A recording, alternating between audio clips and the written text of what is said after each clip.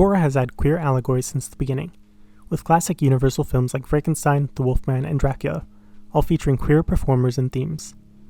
Many of the monsters in these films were othered, pushed to the fringes of society because of something they could not control. In addition, the interactions between same-sex characters were often highly charged. For example, Dracula claiming Renfield as his own, and dismissing his wives, who he treated as tools. Gothic horror has many of these traits, but other genres have ebbed and flowed in terms of representation throughout the years. Slashers play with traditional gender roles, with normally masculine and feminine traits changing hands as the story progresses, often ending with the final girl penetrating the antagonist with a pointed weapon. This was originally described in Carol Clover's Men, Women, and Chainsaws, which analyzed and codified common elements of slasher films. Much less common, however, are protagonists that are explicitly queer. This has changed in the last decade, but prior to that they were almost always the antagonist. Leatherface, Norman Bates, Buffalo Bill, they all buck traditional gender norms and are treated as disturbed. Well, that's a whole nother topic. For today we're going to look at a deuteragonist, a character secondary only to the protagonist, and a helpful presence to the story. The film in question is 1972's The Cannibal Man, also known as The Week of the Killer or The Apartment on the 13th Floor. It's a Spanish-language film written and directed by Elo de Iglesia, an outspoken gay and socialist filmmaker. De la Iglesia directed a number of films depicting the lives of lower-class people, including honest views of drug use, gang culture, and queerness, despite or maybe because of having grown up in fascist Spain. It is perhaps even more surprising that The Cannibal Man released when it did, as the fascist rule of Francisco Franco would end in 1975, and this was the kind of film that was frequently prevented from production. The film centers around Marco, a worker at a meatpacking plant. One night while driving home with his girlfriend, the cab driver forces them out for a public display of affection. They get into an argument, and Marco hits the man in the head with a rock, then flees the scene. On the news, they hear the driver has died, and the rest of the film follows Marco trying to cover up his original crime, with a spate of additional murders. Slashers following the killer date back to the original, Peeping Tom, so The Cannibal Man is hardly on new ground, but the way it's executed is what makes it interesting. The cinematography focuses on long shots, emphasizing the isolation in Marco's world. He lives in a small house in an abandoned lot, with new high-rises being built all around him, surrounding him with reminders of his status.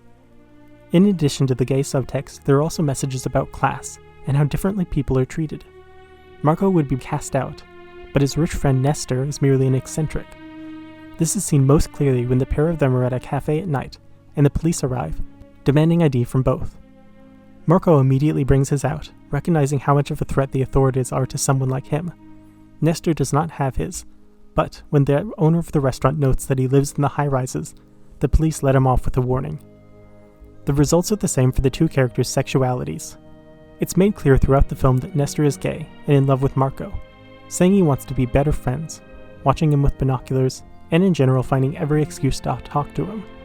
In the final scene of the film, he reveals that he's seen Marco kill people, and offers advice on how to cover up the crimes. Marco has previously killed everyone who has discovered his sins, and even breaks a bottle leaping at Nestor, but finds himself unable to do the deed. He killed his girlfriend, a would-be lover, and his brother, but this man, who he doesn't know very well, is a step too far. If it wasn't clear enough, Marco hides the bodies in his closet, and refuses to let anyone in there.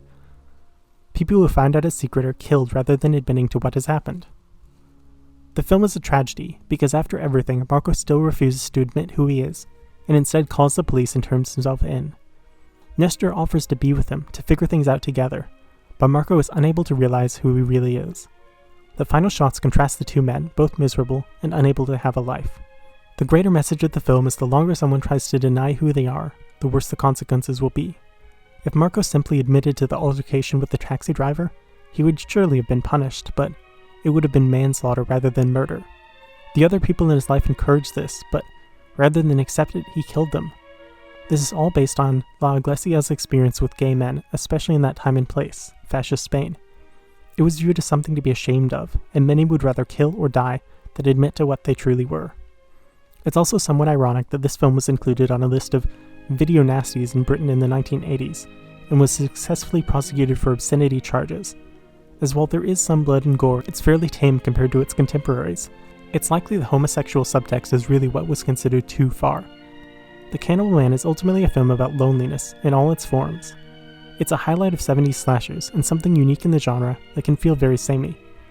Its closest thematic neighbor is May from 2002, my personal favorite film. While the gore and slow pace may turn off some, for any fans of the genre it's highly recommended. That's all for today. I hope you've enjoyed this video, and be well.